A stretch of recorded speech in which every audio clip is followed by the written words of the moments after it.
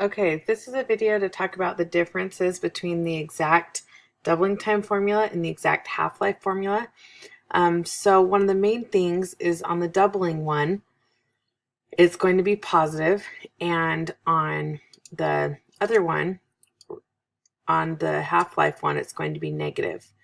Another thing too with the rate, the R, you need to make sure R is as a decimal. So if it says 80%, you can't put 1 plus 80 in there. You got to put 0.8. So if the rate of decay, let's say, is 75%, the decay means we're going to be dealing with the half-life formula. If it said growing at a rate of 75%, we would do the positive one, the doubling one. So let's say it's 75%, we would do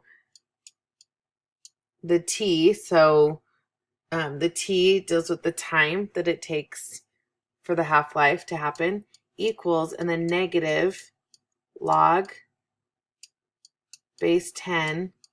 Sorry, this isn't perfect. I'm just using the mouse to write this out. And then log of 10.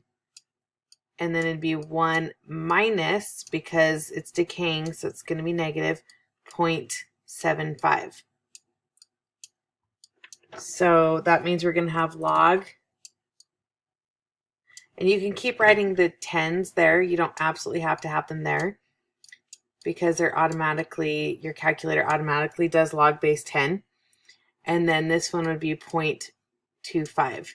So in your calculator, you would need to do log of 2,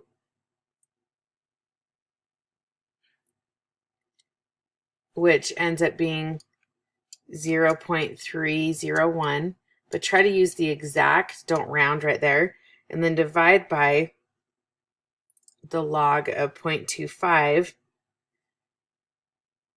and you'll end up with negative 0.5. And we still had a negative in front of all of this. I should have put it up there too. So the answer would be 0.5. And then if it's dealing with days or months or years, whatever it's dealing with, that's what you would label it. So same type of thing for the doubling one, except the R is going to be positive. So let's say the 75% is now, it's growing at a rate of 75%. We'd end up with log 2 divided by log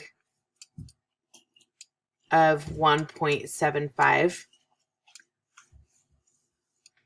which then you'll end up with 1.24 if you round it. Okay, let me know if you have any more questions on this.